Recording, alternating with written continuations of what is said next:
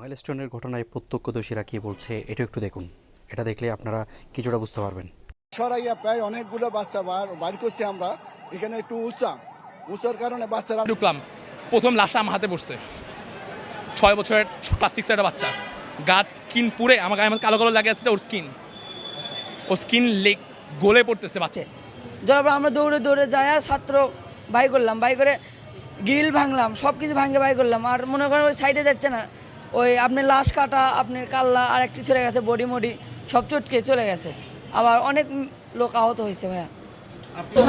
আর এদিকে নিহতদের পরিবারের দিকে তাকালে আমরা দেখতে পাচ্ছি কি ওখানে রয়েছে সুখের মাতম। তাদেরকে বিমান বাহিনীর হেলিকপ্টারে করে নিয়ে আসা হয়েছে, তাদের কাছে লাশটা হস্তান্তর করা হবে। এই যে দেখতে পাচ্ছেন অনেক প্রোটোকলের মাধ্যমে তাদেরকে নিয়ে যাওয়া হচ্ছে। তাদের যে সন্তান হারানোর বেদনা সেটা আসলে ভোলার মতো না। তাদের আজকে সন্তানটা হারিয়ে গিয়েছে, যাকে নিয়ে অনেক অনেক স্বপ্ন ছিল, যাকে নিয়ে তাদের গর্ব হতো একটা সময় যে তাদের ছেলে ফার্স্ট ক্লাস ফার্স্ট হয়েছে, তাদের ছেলে পড়ালেখায় ভালো করেছে। আজকে সেই সন্তানটি তারা লাশ হিসেবে দেখতে পাচ্ছে।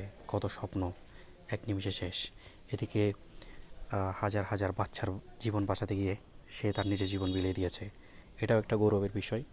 আবার অন্যদিকে আমরা দেখতে পাচ্ছি হাজার হাজার পরিবারের আর্তনাদ একই সাথে, যেখানে বাচ্চারা মারা গিয়েছে।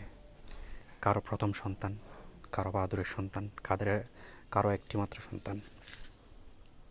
পুরো বাংলাদেশ আজকে শোকাহত। কারো কোনো কিছু বলার ভাষা নেই, শক্তি নেই, শুধু ভেলভেল করে চাকিয়ে থাকা ছাড়া।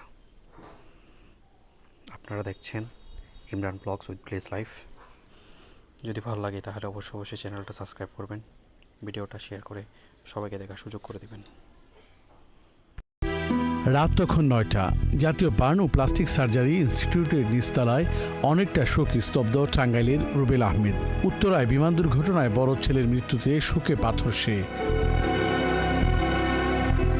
বিমান বিধ্বস্তের পর তানভীরকে উদ্ধার করে নিয়ে আসা হয় বার্ন ইউনিটে, কিন্তু চিকিৎসকরা তাকে মৃত ঘোষণা করেন।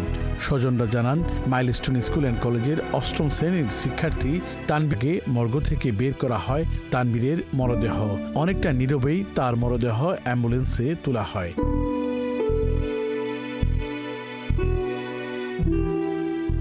স্বজনরা জানান, খুব মেধাবী ছিল তানভীর।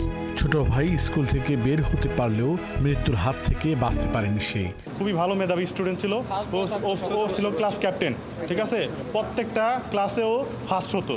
আমার চাচার অনেক স্বপ্ন ছিল ওকে নিয়ে। ছোট চাচার ছেলে, ওর নাম তানভীর আহমেদ, ও মাইলস্টোন স্কুলে ক্লাস 8-এ পড়ে, আর ও সবসময় টপার বয় ছিল। ওর নিয়ে আমাদের সবারই অনেক স্বপ্ন ছিল।